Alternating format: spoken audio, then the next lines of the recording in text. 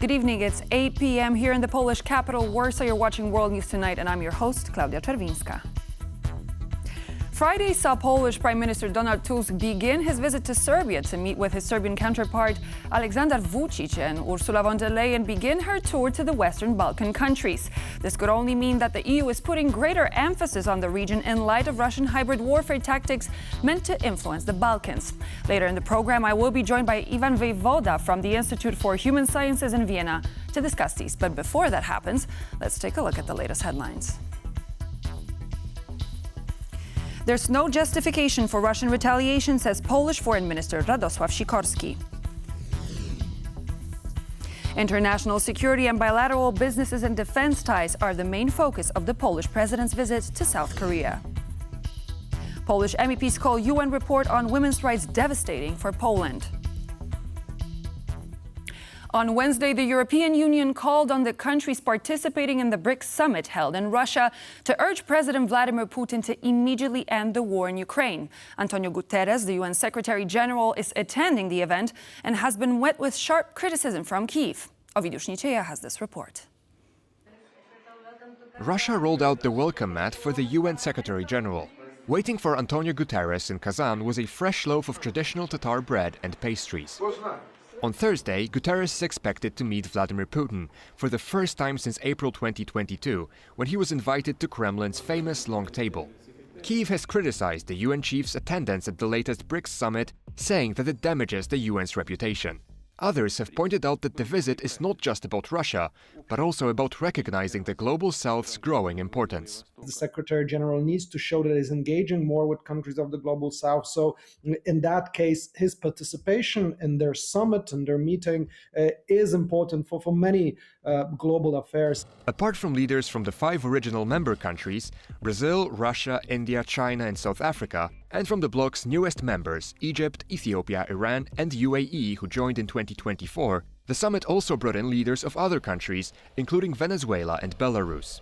It is the largest diplomatic forum organized in Russia since Putin's invasion of Ukraine. Russia in particular, Putin in particular at the moment, I think he's signaling more to his domestic audience at home that he's a big man globally, that he can bring all these world leaders together, that he's respected by them in the context of his ongoing war with Ukraine.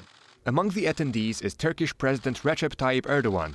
Turkey is a possible future member of BRICS and a country which some believe to have become an economic window to the world for Russia following the full-scale invasion of Ukraine. It's now Turkey being a stronger partner in this relationship, and Turkey is more important probably for Russia than Russia is for Turkey. The European Union said that the Kremlin is misusing its presidency in BRICS and that the invitees to the Kazan summit should urge Russia to end the war in Ukraine.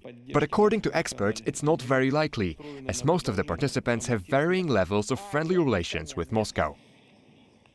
The European Union is laying the groundwork to begin inducting the Western Balkan countries into the bloc. EU leaders have launched their own diplomatic offensive to that effect.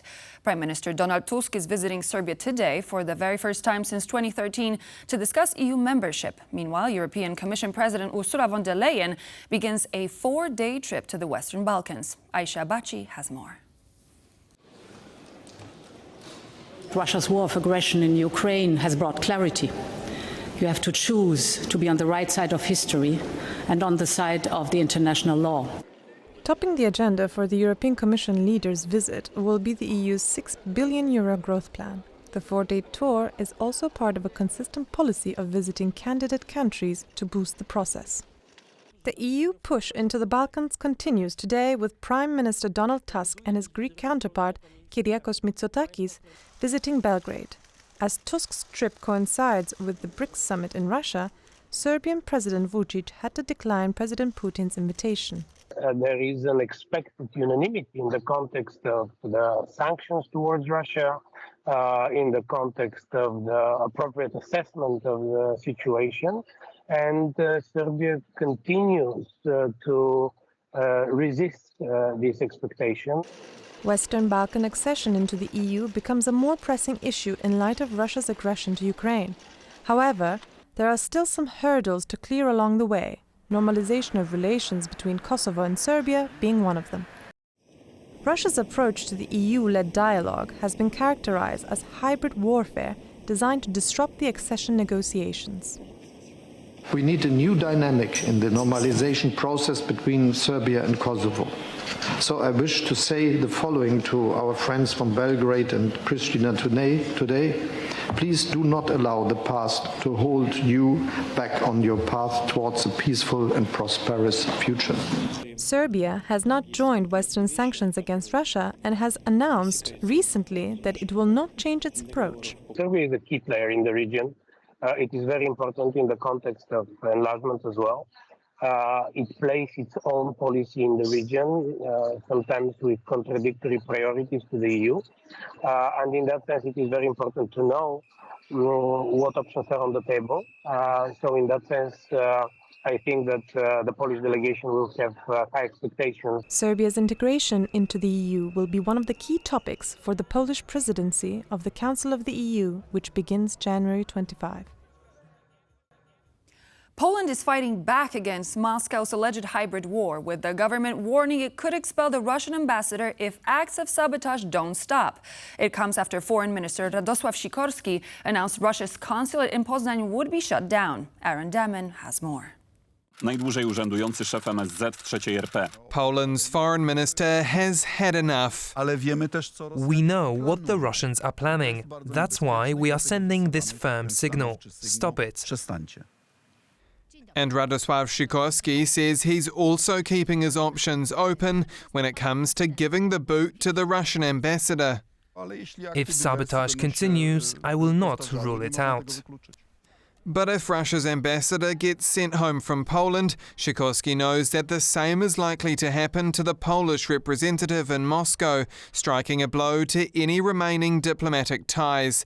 And as a former Polish president points out, expelling diplomats should be a last resort. We are not at war with Russia, so it makes sense to have Polish diplomatic missions in Russia, including consulates. Many people from Poland are connected to Russia. Polish citizens who have worked for years or have family ties to Russia. They need our help, so I wouldn't put everything on the line here. The saga surrounds a Ukrainian national called Serhiy S., who was detained in January this year and recently told Polish prosecution officials that he was tasked with setting fire to a paint factory near Wrocław, Poland, by Russian intelligence. Just today, another Ukrainian national, Jarosław B., was captured by police in Lublin for spying on behalf of Russia's security service. One expert says it's clear Poland is a target. President Putin would like to erode the unity of the transatlantic community, of NATO, would like to create domestic political difficulties for key NATO members. Poland would be at the top of the list.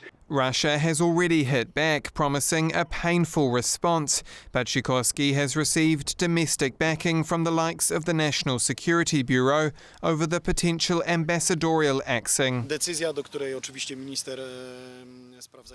That decision is the prerogative of the foreign minister, of course.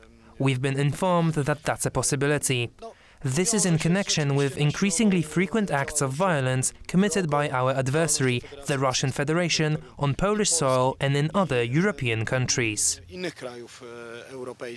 Experts believe some fires in Poland over the last year are linked to Russia, and while this has not been confirmed, the question is how far will Russia go to threaten a NATO nation, where an attack against one ally is considered an attack on all. After 35 years, Warsaw and Seoul are proven economic partners, said the Polish president. Andrzej Duda is currently on a 4-day visit to South Korea. Discussions with the Korean leadership are to focus on regional security, including concerns about the presence of North Korean troops in Ukraine. Grzegorz Płaza has this report. Polish President Andrzej Duda's visit emphasizes the growing partnership between Poland and South Korea in defense and trade, amid rising global security challenges. If the head of the state goes and pays the official visit in the country like South Korea, he has an opportunity to discuss more officially and more politically and diplomatically all the details which are directly connected with first of all the contracts, secondly with the implementation process. Since the establishment of diplomatic relations 35 years ago, South Korea has become a key partner for Poland, especially in the wake of recent arms purchases. Korea is today absolutely the closest partner, not only economically, but in general in this part of the world. We are not only trying to make sure that the Polish soldier is able to fight and defend the homeland in the best possible way, but also that he is as safe as possible. In a major move, the Polish armed forces have already purchased 180 Korean K2 main battle tanks, with negotiations for additional purchases still underway. Many hope that Duda's visit brings a long-awaited development in that area. TVP World spoke with General Yu Seong-lee, Senior Vice President of Hyundai Rotem, the manufacturer of the K2 tanks, at the recent Warsaw Security Forum. According to him, an agreement is within reach. Hyundai Rotem really wishes to contribute to the national defense and defense industry of Poland. So the faster we sign the contract, the faster the Polish armed forces will get the advanced main battle tank, and the more K2PL MBTs Polish industry will be able to export. Duda's Korea schedule is filled, with the president set to visit a military equipment manufacturing plant in Busan. Moreover, on Thursday, he is set to meet with South Korean President Yoon Suk-yeol and Prime Minister Han Duck-soo. The officials are likely to speak on the recent reports of North Korean soldiers fighting in Ukraine. According to South Korean intelligence services, North Korea has sent about 1,500 special forces troops to participate in the war against Ukraine. The overall number is planned to reach 12,000. South Korea staunchly condemned the move. German Chancellor Olaf Scholz is preparing to lead a high-level delegation to New Delhi on Friday. Germany is hoping to tap into the vast Indian market in an effort to reduce its reliance on Beijing. Our business reporter takes a closer look. In the IMF's Global Economic Outlook published yesterday, India clearly distinguished itself as the rising star. While the rest of the world, including China, finds itself in the mud, India's economy is projected to grow by 7% this year and another 6.5% in 2025. It's no wonder, then, that Indian Prime Minister Narendra Modi has found himself at the center of attention. When he returns from the BRICS summit in Kazan, Russia later this week, he'll be met on Friday in New Delhi by German Chancellor Olaf Scholz and most of his cabinet for the 7th round of Indian-German government consultations. Now, the visit comes at a delicate time for Germany, facing a second year of contraction and continuing trade disputes between the EU and China. It's looking to India to get it out of the corner it's backed itself into. German direct investments in India were around 25 billion euro in 2022, about 20% of the volume invested in China. But this share could rise to 40% by the end of the decade. Almost 60% of German companies already operating in India are planning to expand their investments there, compared to just 36% in 2021. German logistics giant DHL plans to invest €500 million in India by 2026, tapping into a fast-growing e-commerce market. Volkswagen already has 2 factories on the subcontinent and recently signed a supply deal with local partner Mahindra. And engine maker Deutz struck a deal with TAFE Motors to produce 30,000 Deutz engines under license. Now, German exports to India hit a record $18 billion in 2023. The hope is that this will continue increasing. Negotiations for an EU-India free trade deal will continue this week, but they have been years in the making. Positive news from the talks is also highly anticipated by Poland, as a large part of its economy serves the supply chains of these German exports. A report released by the UN recently states that Poland's current laws on restricting abortions violate women's rights. Today, European lawmakers debated the issue in Strasbourg, putting the spotlight on Poland, which continues to have some of the most restrictive laws on abortion in Europe. Sasha Farbach, our correspondent in Strasbourg, has more. fundamental rights. That is something that the European Union was built on. Now, this is exactly what European lawmakers discussed today, analyzing that UN report on the status of abortion laws in Poland, deeming them to be very restrictive. Now, on her opening statements on this debate, the Commissioner for Equality made her feelings on the matter clear that more was supposed to be done to support women. When women are left without other choices, they sometimes resort to unsafe, clandestine procedures with all the risk that this entails. And of course, such situations should not be tolerated. And if we look at Poland as an example, this is a country that has some of the most restrictive laws on abortion going back to 2021. That's exactly when this investigation by the United Nations began. But it was clear also by the Socialists and Democrats, the left from Poland, and those MEPs, that their indignation was clear that they want to put this issue back on the map in the heart of Europe.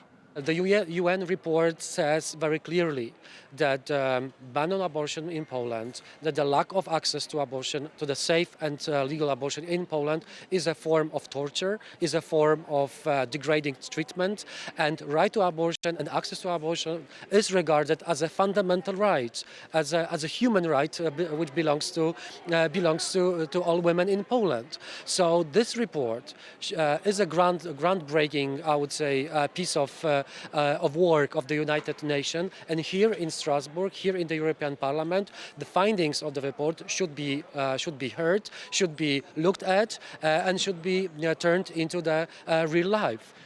Also, what is still to be decided on, if there is the will here by many MEPs in Strasbourg that more should be done to liberalize abortion in Poland. It is, of course, up to the member state to legislate, up to the presidency, and that is still in the hands of law and justice. Same with the proposals recently of the same-sex unions, which makes Poland one of 5 countries only in the European Union to not allow these unions. So it's still a tough road ahead for equality, for human rights, for female rights. Sasha Farbach for TVP World in Strasbourg. Retail sales in Poland took an unexpected dip in September, surprising analysts and upsetting the stock market. What's behind this decline and what does it mean for the broader economic picture? Aleksandar has this report. Polish retail sales experienced a surprising downturn in September, with the latest data from Statistics Poland showing a 5.7% month-on-month drop compared to August and a 3% fall year-on-year. This negative dynamic was a shock to some economists, especially given that retail sales had shown a modest but consistent growth rate of over 2.5% each month throughout 2024 until now. The reasons behind this decline are complex. Analysts from PKO noted that such a drop is difficult to explain with one-off events, although some pointed to fewer trading days in September and the end of a fuel discount by Orlen as contributing factors. Despite this, the sharpest decrease was seen in food sales, which fell over 7% compared to August. Some have suggested that this decline could be linked to the recent severe flooding in Poland. However, Piotr Bielski, an economist at Santander Bank, believes that while weather conditions might partly account for the weaker food sales, the magnitude and suddenness of the drop point to a temporary disruption. The temptation is to blame the decline on factors like flooding, but our card payment data suggests that this had a marginal impact. The reduction of the 800-plus social benefit for Ukrainians in Poland also had little effect. What we see is that the drop in food sales seems like a one-off anomaly. Another factor contributing to the decline in retail sales is a shift in consumer spending from goods to services. Bielski adds that while retail figures look weak, overall consumer spending remains healthy, with Poles preferring to spend on experiences like travel and dining rather than on physical goods. This is part of a broader global trend, as consumer preferences shifted significantly following the pandemic. Despite the tough numbers, analysts remain cautiously optimistic. While retail sales are under pressure, analysts note that the overall economic outlook is not one of collapse, but rather of steady, if unspectacular, recovery. Consumer demand is evolving, and companies that can adapt to these shifts, focusing on services and value, will likely be best positioned for the future. Polish Prime Minister Donald Tusk and European Commission President Ursula von der Leyen are both visiting Western Balkan countries this week as part of their respective official visits. With the ongoing war in Ukraine and Russia trying hybrid warfare tactics to destabilize the region, the EU has to make sure it will keep the Western Balkan countries close to the Union rather than to Russia. Joining me now to discuss their respective trips and their possible consequences is Ivan Vejvoda, director at the Europe Project Institute for Human Sciences in Vienna. Good evening. Welcome to the program. Thank you for having me. My pleasure. So Tusk and von der Leyen are definitely on a mission to the Western Balkan countries. Do you think that we could take this campaign as a counteroffensive which is meant to neutralize Russia's influence in the region? Well, certainly this visit by both Prime Minister Tusk and President of Commission von der Leyen is extremely important. It continues to underscore that EU enlargement is at the center of the EU policies after the full-scale Russian invasion of Ukraine and after all the attempts of Russia in interfering. We saw most recently in the Moldovan election, and we have the very crucial elections in Georgia next Saturday. So yes, I think it is part of a key European Union strategy to bring these countries into the fold. So we know that in January, Poland is going to take the EU Council presidency. Do you think that Tusk and von der Leyen are visiting the countries, and that visit could potentially bring some of these countries that could possibly enter the European Union closer to that goal? Yes, I think that is the goal. Obviously, that the credibility of the European Union, which means credibility of the enlargement process, is at stake here. And if the European Union is not able to integrate these countries in the next 4 to 5 years, I think we're all in trouble, because this will then be an open playground for the Russias and Chinas of this world to show the weakness of the EU and of NATO, I would add. So the fact that Poland is taking the presidency of the EU, I think, is a crucial next 6 months to spur on all of these candidate countries. And I will remind you that all of these countries are now candidates except Kosovo and Georgia, that has a suspended candidacy. And so all of these actions, I think, are proof that the EU is serious about this, but it has to be proven by deeds, not only words. And what would you say, because you mentioned those countries being the candidates with small exceptions, what are the biggest challenges of Western Balkan countries when it comes to EU accession? Well, in the countries themselves, certainly we need to see more substantive and more rapid democratic reforms, which basically means rule of law, work on independence of judiciary and human rights, and of course fight against corruption and organized crime. There, the European Union has set down rules that are stricter than they were before, because if countries are slow or backslide, there will be a suspension of the process. And I think that's important given the fundamentality of the rule of law as a basic value of the European Union. On the European Union side, I think one of the key issues is to try and overcome unanimity voting on the 70-odd smaller steps that these countries need to make as they approach enlargement, and to work on what is called staged accession, namely bringing these countries to the table, if I can put it colloquially, even before they become full member states. Obviously, the Moldovan and Georgian elections ring the alarm bells for the European Union, considering that Russia is willing to further fuel hybrid warfare in order to somewhat sway the former Soviet republics. But could the EU actually afford to have those Western Balkan countries be pushed in a direction of Russia instead of the European Union? Well, certainly no. And I think that the Western Balkan countries, whatever the challenges they have in the process of accession, are firmly anchored in the West, whatever the rhetoric of politicians are, because all of them depend for their economic and social welfare on trade with the European Union. You take a country like Serbia, which is my country, about 65-70% of its trade is with the EU. So there is no doubt that they have to prove by their democratic reforms, meaning rule of law principally, that they are committed to this process beyond the rhetoric, which is very clear that their strategic goal is to join the European Union. And the fact that they are further away removed from Russia's borders than a Ukraine, a Moldova, and a Georgia also talks to you about the geopolitics or the geostrategy that we are looking at. I would like to take a moment to look at the situation between Serbia and Kosovo. Obviously, Prime Minister Donald Tusk made his way to Serbia. We know that Mr. Vučić decided not to attend BRICS. He decided to stay behind in order to make that meeting happen.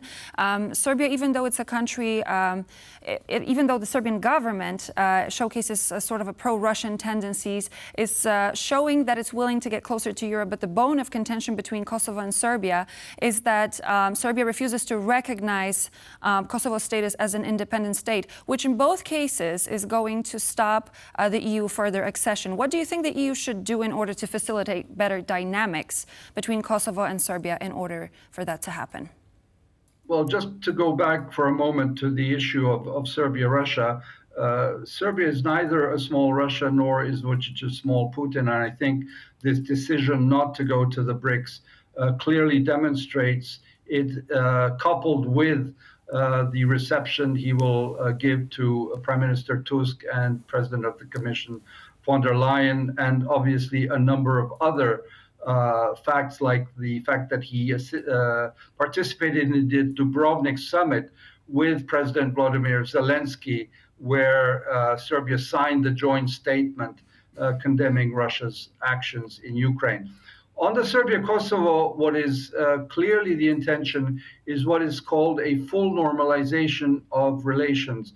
No one, neither the United States nor the European Union, is asking for a full formal legal recognition of the independence of the Republic of Kosovo. Rather, it is asking for this normalization, which would be tantamount to a de facto recognition that Kosovo is a separate state. And from your perspective, looking from the inside out, what do you think is the solution to the Kosovo-Serbia issue? Is there one? Is it a process that is going to take time, or there is a possible solution somewhere that's visible? Well, the solution is a long time in the making, and it continues to be so.